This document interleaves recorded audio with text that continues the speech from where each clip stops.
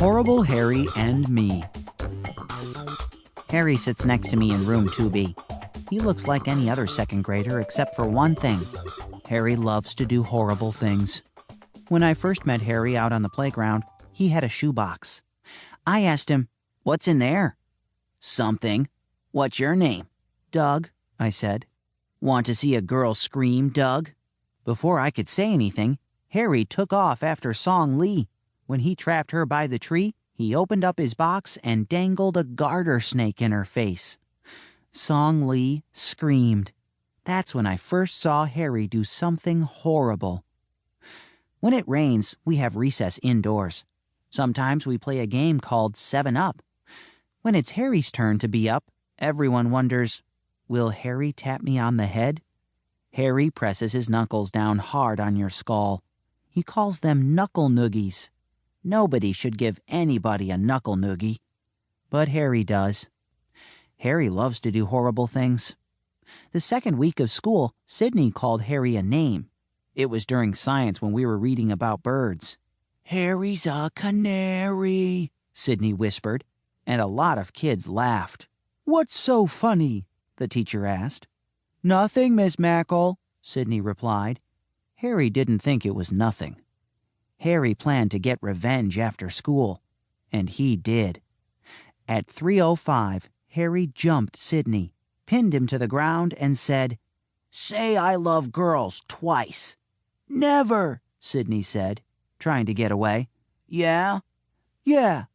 And that's when Harry started to tickle Sydney under the armpits until Sydney couldn't stand it any longer. "I love girls! I love girls!" Sydney shouted. Song Lee, Ida, and Mary heard Sydney. So did a lot of the boys. Harry got his revenge all right, and it was horrible. Sydney ran down the street screaming, "I'll get you back someday." When Miss Mackle wants the floor cleaned, she asks Harry to sweep. No one sweeps the floor like Harry. He picks up every piece of paper, every pencil stub, and every bit of clay. Once, Harry even crawled under my desk to get a broken crayon. Nobody knows that Harry keeps some of that stuff. But I do. I sit right next to him and watch. Harry is making stub people. Harry says his stub people are the scariest creatures in the world. He keeps them in a cigar box in his desk. Someday, when he has made 24, Harry says, his stub people will invade our room. "It won't be long, Doug," he whispered. "Soon the stub people will bring doom to room 2B. When it was Song Lee's birthday, her mother brought in 2 trays of treats for the class. After we sang "Happy Birthday," Song Lee passed out the treats. Miss Mackle noticed there were 3 fortune cookies and 1 cupcake left.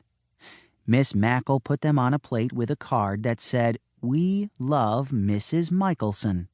Then she said, "Who would like to take these treats to our librarian?" Everyone raised their hand except Song Lee. She's too shy. We kept raising our hands. Sydney made noises like, "Oh, me, me, me." Miss Mackle picked Harry and me. She knows we're not afraid to go upstairs where the big kids are. When we were walking up the stairs to the library, Harry asked me if I wanted to split the cupcake. "That's for the librarian," I said. "Mrs. Michelson just likes yogurt and carrots," Harry replied. "We'll be doing her a favor." And so we both promised. Cross my heart, hope to die, stick a needle in my eye, that we would never tell on each other. Then we ate the librarian's cupcake. Sometimes Harry gets me to do horrible things.